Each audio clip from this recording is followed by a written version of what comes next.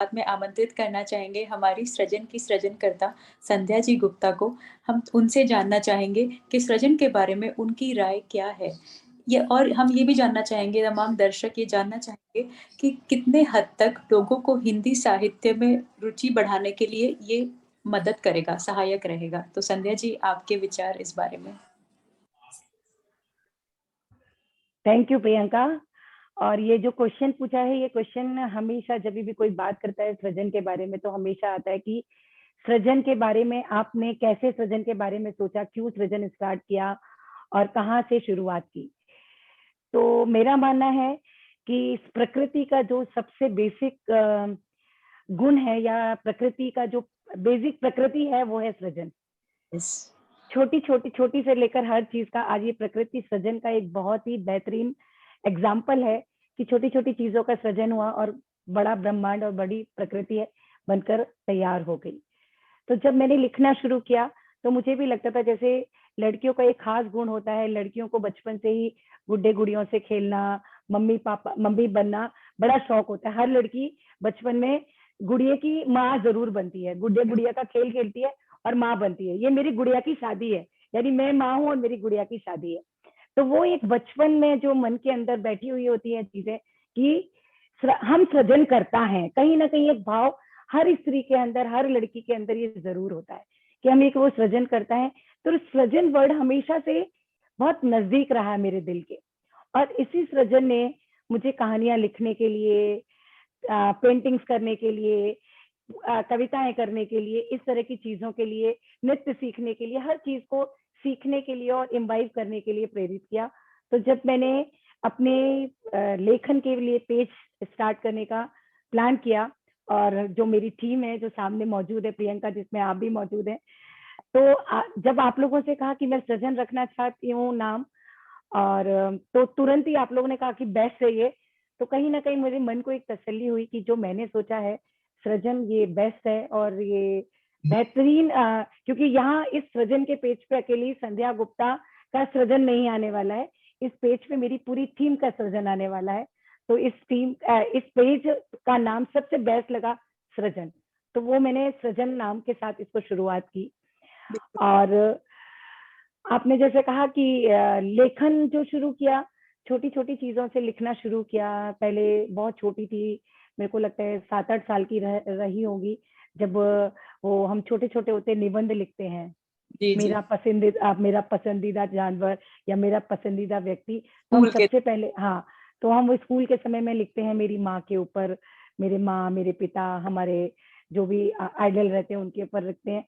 वहां से लिखना शुरू हुआ, धीरे धीरे छोटी छोटी बाल जो पत्रिकाएं थी उनमें छपना शुरू हुआ, स्कूल की पत्रिकाओं में छपना हुआ। उसके बाद जैसे जैसे आगे बढ़ते चले गए वो दायरा बढ़ता चला गया, न्यूज़पेपर से आया। मैंने पत्रकारिता में जब डिप्लोमा किया तो पत्रकारिता की ओर जब रुझान हुआ तो थोड़ा बहुत न्यूज़पेपर्स वगैरह में भी लिखना शुरू किया। नॉर्थ इंडिया के लीडिंग न्यूज़पेपर दैनिक जागरण, दैनिक भास्कर, आज, इन सब में लिखा।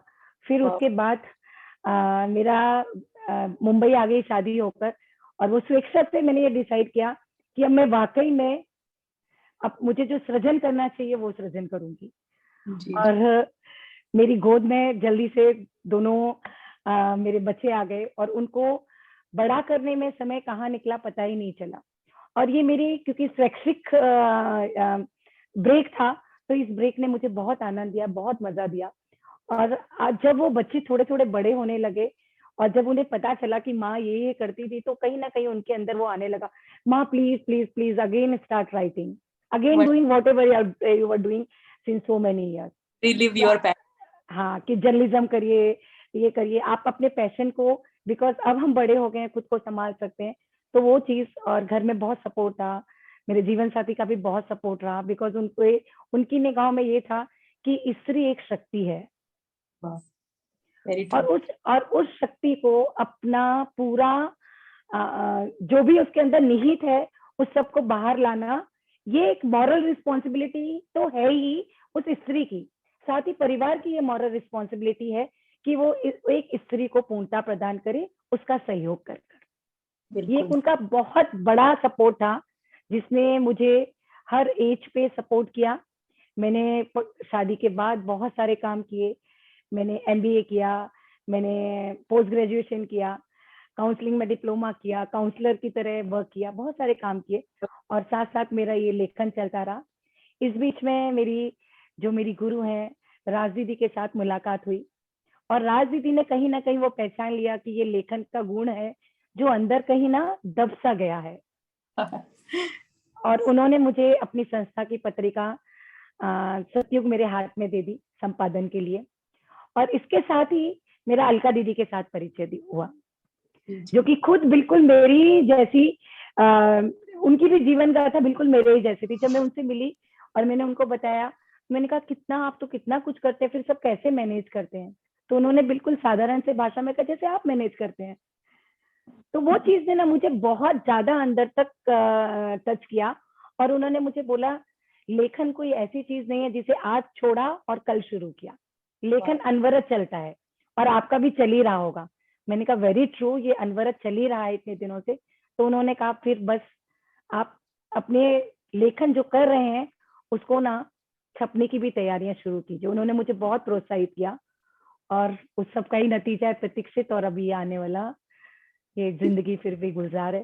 सो बहुत सारा थैंक यू मैं कहना चाहूंगी अपने सारे वेल विशर्स को, अपनी टीम को, अलका दीदी को, और बहुत बड़ा धन्यवाद राज दीदी को जिन्होंने मेरे हाथ में अपनी संस्था की पुस्तक सतयुग का प्रकाशन संपादन मेरे हाथ में दिया और उससे बस पंख लग पड़े और उड़ चली मैं वापस। धन्यवाद संध्या जी। हमें हमें पूरा यकीन है, पूरा विश्वास है कि आपकी ये दोनों ही रचनाएं आपको और हम सभी को बहुत जल्द पढ़ने मिले। और ये कहना चाहूंगी कि ब्रेन चाइल्ड तो शायद सभी के होते हैं, बट आपसे बातचीत करते हुए मुझे ऐसा लग रहा है ये ब्रेन कम हार्ट कम सोल चाइल्ड ज्यादा है आपका, जिस तरह से आप इससे अटैच फील कर रही थी। So it is truly reflecting, आपके आंखों में वो चमक बात करते वक्त साफ दिखाई दे रही थी कि आप कितनी ज्यादा कनेक्टेड है सृजन से। सो आपको बहुत बहुत बहुत शुभकामनाएं आपके आने वाले इस नए पुस्तक जिसका नाम है जिंदगी फिर भी गुलजार है। Thank you so much Sandhya ji. Thank you Priyanka, बहुत सुंदर तरीके से आपने मेरे दिल की बात कह दी। Thank you. थैंक यू दीदी, थैंक यू।